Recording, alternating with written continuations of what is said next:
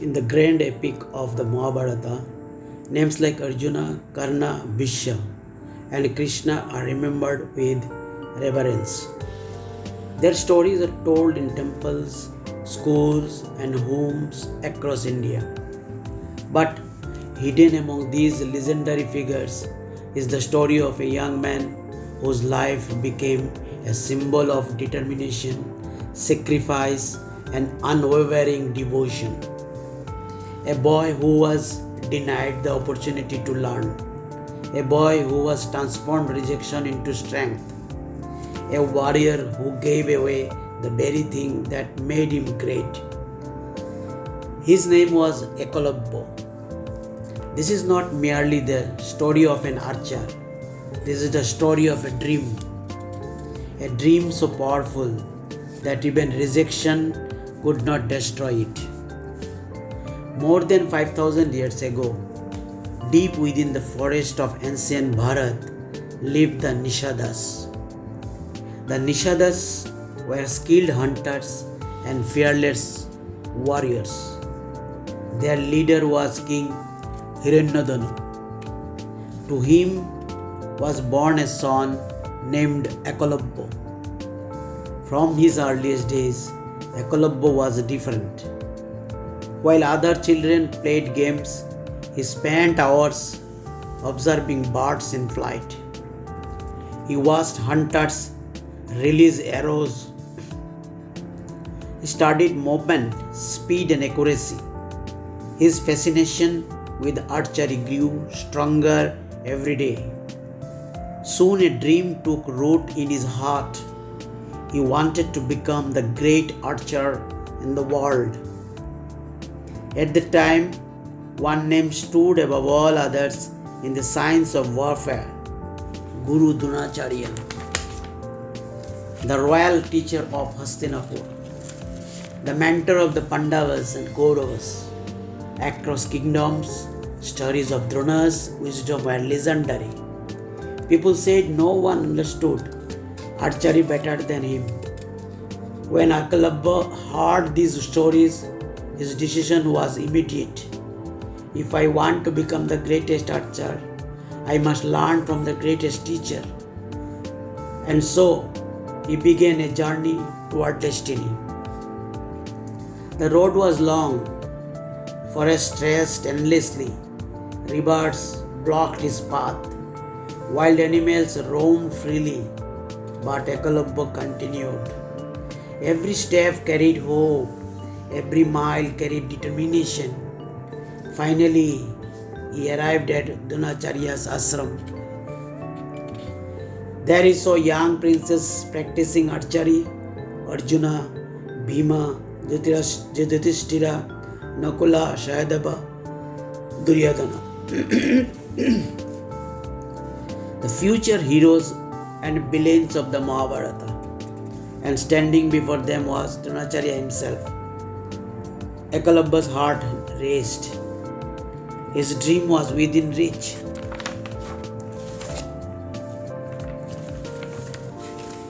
Gathering courage, Ekalavya approached Drona. He bowed deeply. Guruji, please accept me as your disciple. Drona looked at him carefully. He saw intelligence, he saw dedication, he saw potential. Yet after a pause, he spoke. No. The answer was simple, but its impact was devastating. Ekalavya stood frozen. His dream had been shattered.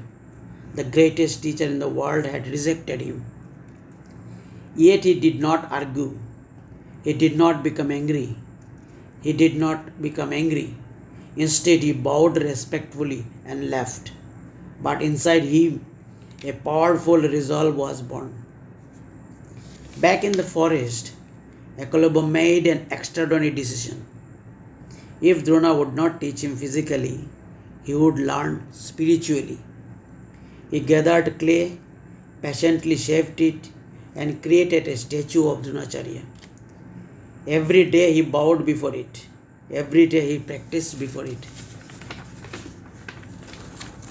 The statue became his guru. The forest became his classroom, and determination became his teacher. The years that followed were filled with hardship.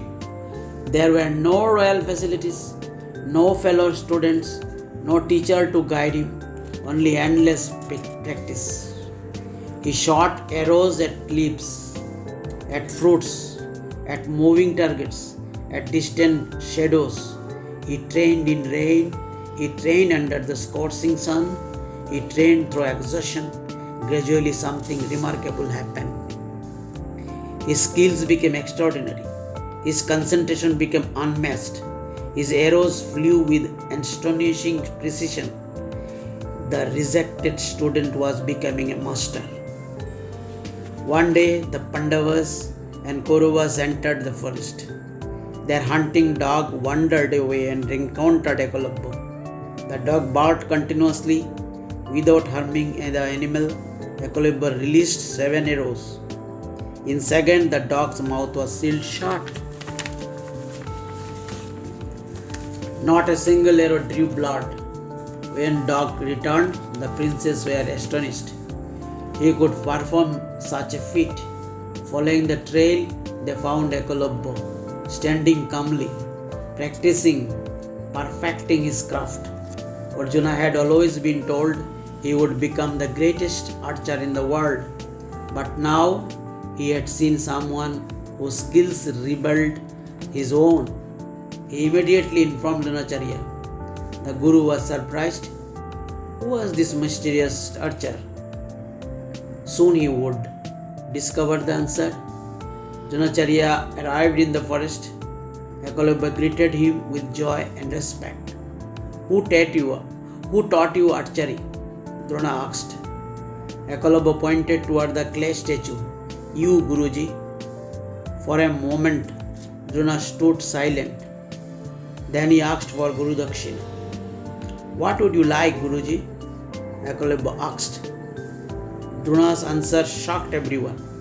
I want your right thumb. The forest felt silent. Without his thumb, Ekalavya could never shoot in the same way again. Years' effort depended on it, yet Ekalavya never hesitated. He cut off his thumb, placed it at Drona's feet, and bowed. The sacrifice became one of the most unforgettable moments in Indian history.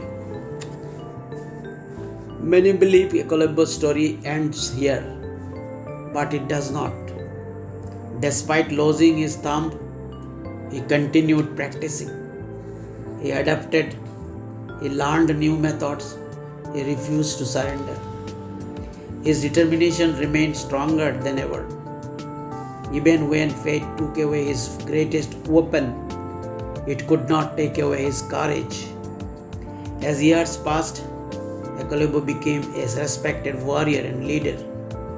His reputation spread throughout the land. Kings admired his skill. Warriors respected his perseverance. People saw him as a symbol of dedication. A man who had overcome obstacles that would have broken others. According to several traditions, Ekalavya eventually fought against forces allied with Krishna. His bravery remained unquestioned. He fought with honor. He fought with courage. He fought like the warrior he had always dreamed of becoming. Eventually, he fell in battle. But legends do not die. They live on through the stories they leave behind. Why do we still remember Ekalavya today? Because his life teaches timeless lesson. Rejection is not the end. Hard work can overcome limitations. Self-learning is powerful. Discipline creates excellence. Character matters more than success. Most importantly, greatness is not determined by birth. It is determined by determination. Even today, scholars and devotees debate Dronacharya's actions. Was he protecting his promise to Arjuna, or was Ekalavya treated unfairly? This is no simple answer. But perhaps that is why this story remains so powerful.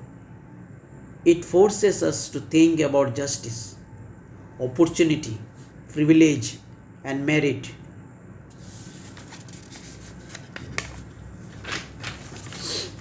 Thousands of years have passed, kingdoms have disappeared, empires have crumbled, yet one name remains alive: Ekalavya. A man who refused to surrender his dream, a student who learned without a teacher, a warrior who sacrificed everything, a legend who proved that determination can overcome even the greatest obstacles.